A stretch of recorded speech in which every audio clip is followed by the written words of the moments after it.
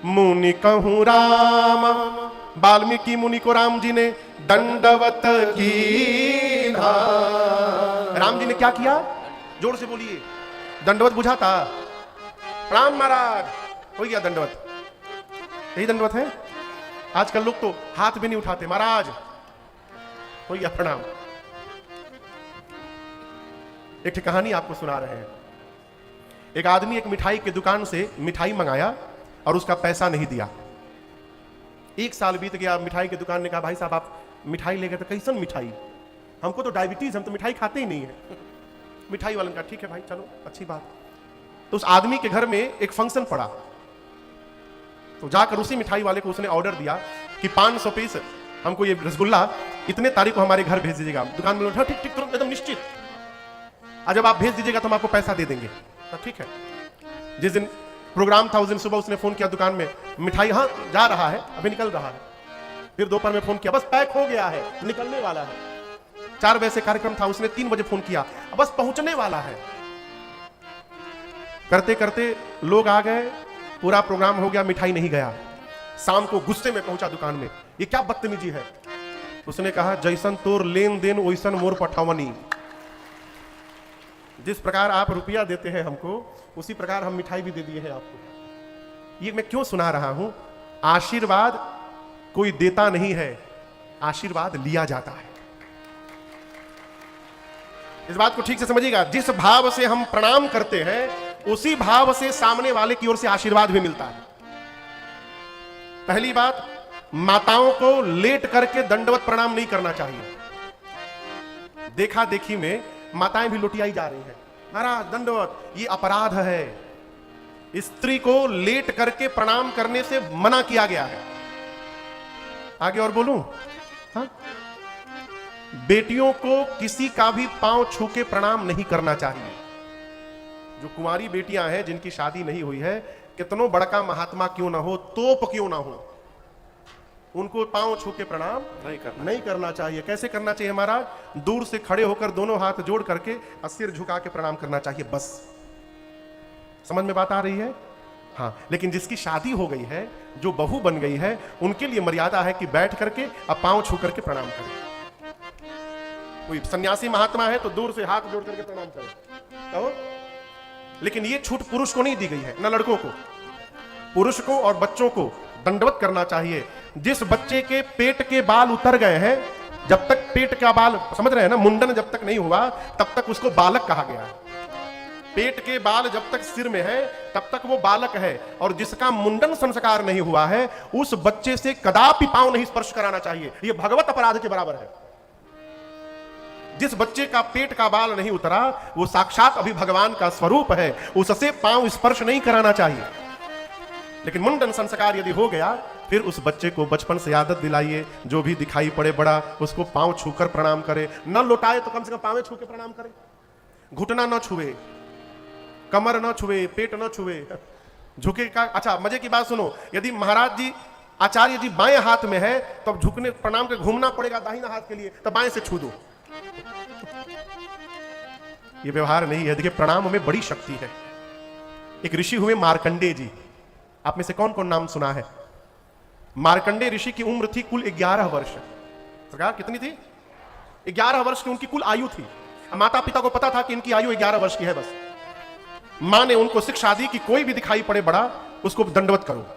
ये मत देखो कि वो कौन है, जो भी बड़ा दिखाई पड़े उसको दंडवत करो। मार्कंडेय ऋषि बचपन से आदत में ले लिए। नारद जी एक बार आ रहे थे, अब मार्कंडेय ऋषि ने उनको दंडवत कर लिया। जैसे दंडवत किया तो नारद जी के मुख से निकल गया, चिरंजीवी भव।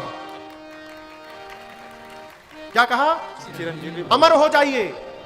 मार्कंडेय ऋषि प्रणाम करके बोले, नारद जी आपका आशीर्वाद विफल हो जाएगा। बोले क्यों? बोले मेरी उम्र ही 11 साल की है, अब मैं चिरंजीवी कैसे हो जाऊंगा? अब नारद जी फंस गए कि मैंने तो इनको वरदान दे दिया, चिरंजीवी भाव का आशीर्वाद दे दिया। नारद जी बोले, अच्छा एक काम करो, मैं तुमको एक जगह लेके चल रहा हूं, जैसे हमको प्रणाम किए हो, बिना अपना नाम पता बताए भीतर जाना और दंडवत कर लेना। तो मार्कंडेय ऋषि को नारद जी लेकर गए ब्रह्मा जी के पास, ब्रह्मलोक। अब बोले जाओ भीतर दंडवत करो। मार्कंडेय ऋषि जाकर जैसे ब्रह्मा जी को दंडवत किए तो ब्रह्मा जी के भी मुख से निकल गया, चिरंजीवी भव। अब जैसे ब्रह्मा जी बोले, नारद जी बोले हमारा टेंशन समाप्त। अब आप समझिए ब्रह्मा जी। बोले क्यों? बोले आप जिसको चिरंजीवी का आशीर्वाद दिए हैं, इनकी उम्र ही 11 साल की है। अब मैं तो निश्चिंत हो गया, आप फंसे हैं। ब्रह्मा जी तुरंत रजिस्टर निकाले और मार्कंडे जी का 11 साल का उम्र काट करके और उनको चिरंजीवी बना दिए। ये प्रणाम की शक्ति है। इसलिए बच्चों से बचपन से आदत दिलाइए। सीताराम सीताराम सीताराम कहिए, जाहि विधि राखे राम, ताहि विधि रहिए। सीताराम सीताराम सीताराम कहिए, जाहि विधि राखे राम, ताहि विधि रहिए। सीताराम सीताराम सीताराम कहिए, जाहि विधि राखे राम, ताहि विधि रहिए।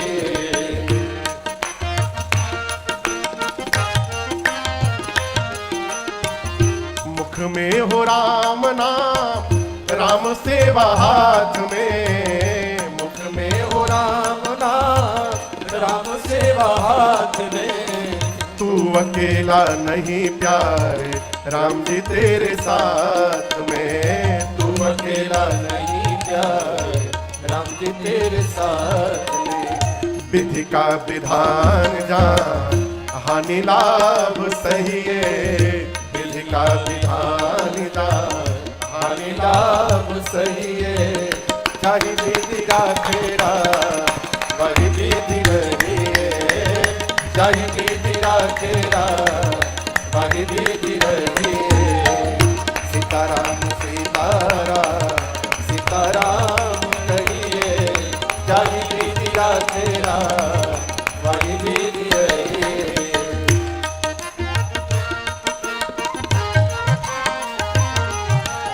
कई लोग कहते हैं मैं बहुत अच्छा हूं। अच्छी बात है, अपने को अच्छा मानना ही चाहिए। मैं अच्छा हूं ठीक है, लेकिन मैं ही अच्छा हूं ये बहुत गलत है। इसी को कहते हैं अभिमान। और साधक कहता है कि या अभिमान तो फिर मान नहीं पाएगा। कि या अभिमान तो फिर मान नहीं पाएगा। होगा प्यारे वही जो श्री राम जी को भाएगा। होगा प्यारे वही जो श्री राम जी को भाए। इसलिए हमेशा फल आशा त्याग शुभ काम करते रहिए। फल आशा त्याग शुभ काम करते रहिए। जाहि विधि राखे राम, वही विधि रहिए। जाहि विधि राखे राम, वही विधि रहिए। सीताराम सीताराम सीताराम कहिए, जाहि विधि राखे राम, वही विधि रहिए।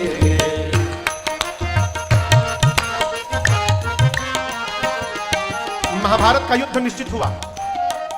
कौन सा युद्ध? महाभारत। भगवान कृष्ण द्वारिका में थे। एक ही दिन अर्जुन और दुर्योधन दोनों कृष्ण से सहायता लेने गए। सबसे पहले अर्जुन पहुंचे। भगवान सोए हुए थे। अर्जुन जी जाकर, नहीं पहले दुर्योधन गए, जाकर भगवान कृष्ण के सिर के पास खड़े हो गए, सिरहाने। बाद में अर्जुन आए तो आकर भगवान के चरण के पास खड़े हो गए। कन्हैया की जब आंख खुली तो सामने अर्जुन पर दृष्टि गई। बोले पार्थ तुम कब आए? पीछे से दुर्योधन ने कहा मैं भी आया हूं। भगवान ने कहा लेकिन मेरी दृष्टि तो पहले मेरे पार्थ पर पड़ी है। अर्जुन ने कहा नहीं प्रभु, मेरे से पहले भ्राता आए हैं। भगवान ने पूछा कहिए क्यों आए हैं? दोनों ने कहा सहायता चाहिए। भगवान बोले देखो, मैं युद्ध में शस्त्र नहीं उठाऊंगा, निहत्था रहूंगा, किसी पर प्रहार नहीं करूंगा। एक और मैं हूं और एक तरफ मेरी अक्षुण सेना है। दोनों में से किसको क्या चाहिए बताओ? दुर्योधन बोला पहले मैं आया हूं, पहले मैं मांगूंगा। भगवान ने कहा लेकिन मेरी दृष्टि तो पहले अर्जुन पर पड़ी है, पहले अर्जुन मांगेगा। और अर्जुन तुम्हारा छोटा भाई है, इसलिए छोटे भाई का अधिकार पहले होता है। अब अर्जुन को डर, दुर्योधन को डर कहीं अर्जुन सेना न मांग ले। अर्जुन ने कहा प्रभु मुझे आप चाहिए। भगवान बोले मैं युद्ध लड़ूंगा नहीं। अर्जुन बोले उसके बाद भी मुझे आप चाहिए। दुर्योधन तो मन ही मन प्रसन्न हो गया, नाटक करके चेहरा उदास करके बोला अब क्या बताऊं, छोटे भाई की बात है, मैं इसका मन तोड़ भी नहीं सकता हूं। कोई बात नहीं, यदि आप अर्जुन के साथ रहेंगे तो अपनी सेना आप मुझे दे दीजिएगा। अब दुर्योधन को लगा कि इनकी सेना यदि आगे तो मुझे कौन हराएगा। दुर्योधन चला गया बलदाऊ के पास। भगवान ने पूछा अर्जुन से, तुमको पता है कि मैं शस्त्र नहीं उठाऊंगा, फिर मेरी भूमिका क्या होगी, क्यों मांगे मुझे? अर्जुन ने कहा, प्रभु मैं चाहता हूं जिस रथ पर मैं बैठकर लड़ूं उस रथ की डोर आपके हाथ में हो प्रभु। क्यों? आप जिसकी डोर पकड़ लेंगे उसका पराजय किसी युग में नहीं हो सकता है, वो हमेशा विजयी ही विजयी होगा। ये साधन, ये कथा कहती है, जिंदगी की डोर सौंप हाथ दीनानाथ के, जिंदगी की डोर सौंप हाथ दीनानाथ के, महलों में राखे चाहे झोपड़ी में बास दे, महलों में राखे चाहे झोपड़ी में बास। आप एक काम करिए, धन्यवाद निर्विवाद राम राम कहिए, धन्यवाद निर्विवाद राम राम कहिए, चाहे विधि राखे राम वही विधि रहिए, चाहे विधि राखे राम वही विधि रहिए, सीताराम सीताराम सीताराम कहिए, चाहे विधि राखे राम वही विधि रहिए।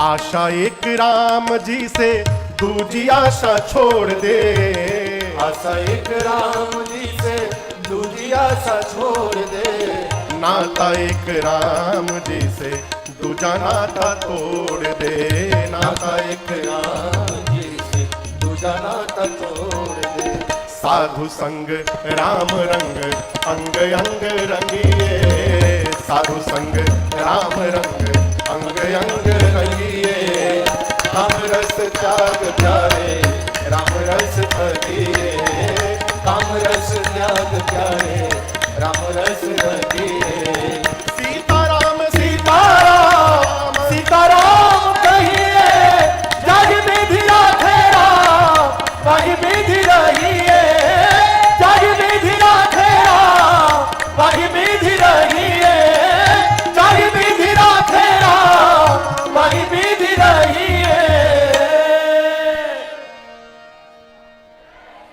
सीताराम सीताराम सीताराम कहिए, जाहि विधि राखे राम वही विधि रहिए। बच्चों को सिखाइए, सबको प्रणाम करें, राम राम कहें। हैं?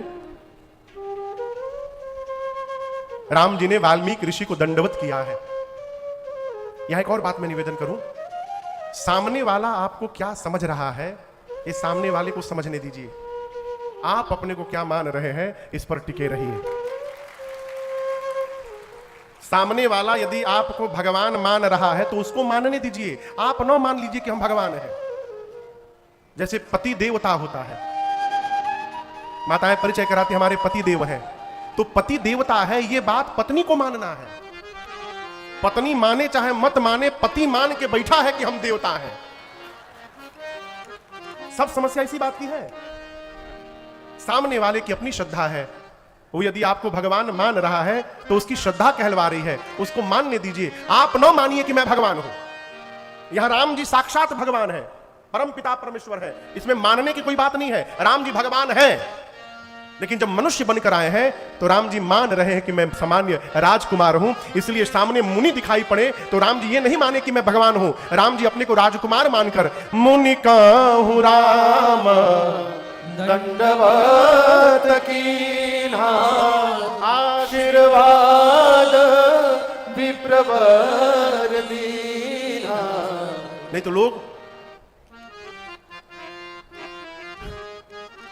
हमारे पूज्य महाराज श्री के एक परिचित है विनोद भैया, बहुत बड़े आदमी है वो जब जब आते हैं ना महाराज श्री के पास तो उनके साथ 4-5 लोग रहते हैं। कोई उनका पान का डिबिया पकड़ा है, तो कोई उनका तौलिया पकड़ा है, कोई उनका पानी का बोतल पकड़ा है। तो हम एक दिन पूछे महाराज श्री के सरकार, ये भैया आते हैं तो इनकी गाड़ी में 4-5 लोग बैठ के आते हैं, ये लोग कौन है?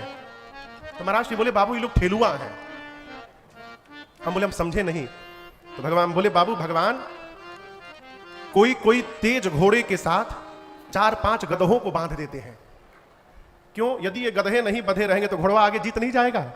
तो ये सारे गधे मिल करके घोड़े को पकड़े रहते हैं और उसको दौड़ने नहीं देते हैं। हर बात में उसे कहते हैं वाह वाह, अद्भुत, झूठी प्रशंसा। तो ये जो हर बात में साथ में वाह वाह करने वाले लोग घूम रहे हैं, शुद्ध भाषा में कहें तो चमचा। देखिए, चम्मच की अपनी विशेषता है, जिस बर्तन में रहता है उसी को खाली कर देता है। जिस बर्तन में चम्मच को डालिए उसी को खाली कर देगा। वो जाएगा तो खाली करेगा ही करेगा, भरेगा नहीं, कलछुल भरेगा, चम्मच नहीं भरेगा। भरेगा हो ना। उसी प्रकार ये चमचे जिसके साथ लग जाएं उसको खाली कर देंगे। अभी विधायक का टिकट मिला नहीं, लेकिन साथ वाले उनको विधायक जी आ गए, विधायक जी आ गए, इनसे सावधान सावधान। इस प्रकार के लोग चढ़ा करके आकाश में पहुंचा देंगे और वहां से गिरने के बाद कुछ बचने वाला नहीं है। ये जो चम्मच टाइप के लोग हैं ना, चमचे, इनसे सावधान रहिए। ये का कही रहे हैं कहने दीजिए, अपने को मान के रखिए कि हम क्या हैं और धरातल पर बने रहिए। आप समझ रहे मेरी बात को? हम आपको नहीं कह रहे, हम उधर की बात कर रहे हैं। आपके साथ हम ऐसे लोग नहीं देखे, अभी देखते तो हम आपको बोल के जाते। सावधान। अरे आपको एक बात बताऊं, एक राजा के नगर में दो दर्जी पहुंचे। दो दर्जी जाकर राजा से बोले कि हम लोग देवताओं का वस्त्र सिलते हैं, जितने देवता हैं हमारे द्वारा ही सिले हुए वस्त्र पहनते हैं। राजा बोले फिर? बोले हम आपकी महिमा सुने हैं तो दया आई, भाव जगा कि आप जैसे धर्मात्मा राजा का भी वस्त्र सिलना चाहिए। और दोनों थे महाठग। राजा बोले तो सौभाग्य है मेरा। बोले लेकिन एक समस्या है। क्या? बोले हम जिस धागे से कपड़ा बनाते हैं ना, वो दिव्य लोक से आया हुआ धागा है। तो राजा बोले तो और अच्छी बात है। बोले नहीं, समस्या ये है कि मूर्ख व्यक्ति को उससे बना हुआ वस्त्र दिखाई नहीं देता। जो मूर्ख होगा उसको वो कपड़ा दिखाई ही नहीं देगा। राजा मन में सोचा ये तो और अच्छी बात हो गई, इसी बहाने पता चलेगा मेरे कैबिनेट में कौन कौन मूर्ख है। जो मूर्ख होगा उसको चेंज करूंगा। राजा बोला ठीक है, बनाइए आप लोग। बोले हम लोग को एक कमरा चाहिए, बंद कमरा, उसमें कोई आए नहीं, भोजन चाहिए और 1 महीने का समय चाहिए। एक कमरा निश्चित हुआ, सारी सामग्री, समय पर भोजन। अब वो दोनों जाकर खूब आराम से दिन भर सोते थे। 1 महीना में 1 दिन बचा था। राजा तो एकदम भीतर हुदहुद लगा हुआ है राजा को। तो 1 दिन पहले मंत्री से बोला कि अब तो बन गया होगा, कल 1 महीना पूरा हो रहा है, जाइए जाकर मेरा वस्त्र का निरीक्षण करके आइए। राजा ये भी सोचा पता चल जाएगा मंत्री हमारा मूर्ख है कि विद्वान है। मंत्री जैसे गया, उन दोनों के पास वस्त्र तैयार, अरे कल ही तैयार हो गया था, कहां है? तो एक दीवार की ओर इशारा किया, वो देखिए वस्त्र टंगा है। अब वहां कुछ था ही नहीं, कुछ नहीं था, सही में कुछ नहीं था। बोले वो देखिए दीवार पर वस्त्र क्या अद्भुत टंगा हुआ है। अब मंत्री को दिखाई ना दे। मंत्री सोचे हम मूर्ख हैं क्या, हमको तो दिख नहीं रहा है। यदि राजा को पता चल गया हम मूर्ख हैं तो नौकरी से निकाल देगा हमको। बोला, मंत्री बोला अद्भुत अद्भुत वस्त्र, ऐसा वस्त्र तो मैंने आज तक नहीं देखा। दर्जी पूछे किस रंग का है बताइए, कौन सा रंग अच्छा लग रहा है? मंत्री बोला ये बीच बीच में जो नीला नीला लगा है ना, वो बहुत सुंदर लग रहा है। दर्जी बोले बहुत सुंदर, आप विद्वान हैं, आपको दिख रहा है। मंत्री जाकर राजा से बताया, सरकार ऐसा दिव्य वस्त्र बना है, आप नाचने लगेंगे। राजा प्रसन्न हो गया, चलो मेरा मंत्री कम से कम मूर्ख नहीं है। अगले दिन राजा ने घोषणा की कि वही वस्त्र पहन करके मैं नगर भ्रमण में निकलूंगा, शाही सवारी मेरी निकलेगी। 10 बजे का समय घोषित हुआ। अब वो दोनों ऐसे हाथ किए, वो नकली कपड़ा लेकर राज दरबार में पहुंचे। अब राजा को कपड़ा न दिखाई दे। मंत्री कह रहा है सरकार देख रहे हैं क्या अद्भुत चमक रहा है वस्त्र, नीला रंग देखिए, नीला रंग। राजा को दिखाई न दे। राजा बोला मैं मूर्ख हूं क्या, मंत्री को दिख रहा है, मुझे दिख ही नहीं रहा है। नगर में ये बात फैल जाएगी राजा मूर्ख है, मेरी हंसी हो जाएगी। राजा बोला अद्भुत अद्भुत, ऐसा तो मैंने वस्त्र देखा ही नहीं आज तक, लाओ पहनाओ मुझे। अब राजा नंगा खड़ा है और ऐसे हाथ डाले वैसे हाथ डाले, झूठ मूठ का बटन बंद करे। राजा बोला बहुत सुंदर लग रहा है। उसी तरह राजा जाकर रथ पर बैठ गया नंगा। मजे की बात देखिए, सबको राजा नंगा दिख रहा है, लेकिन कोई नहीं कह रहा है कि सरकार आपके शरीर पर वस्त्र नहीं है। जानते कि यदि कह दूंगा तो नौकरी से हाथ चली जाएगी। सब कहते सरकार ऐसा वस्त्र हम लोगों ने जीवन में नहीं देखा, अद्भुत वस्त्र बना है। अब पूरा राजा नगर घूम लिया नंगा। ये कथा कह रही है वाह वाह करने वाले बहुत लोग साथ में हो जाएं तो कब हम लोगों की भी शाही सवारी निकल जाएगी, इसका भरोसा नहीं। सावधान रहिए। हम क्या हैं, अपने को विचार करना है। राम जी ने श्री वाल्मीकि ऋषि को दंडवत किया है। वाल्मीकि ऋषि ने आशीर्वाद बेप्रवर दीना, मुनियों ने श्री रघुनाथ जी को आशीर्वाद दिया है।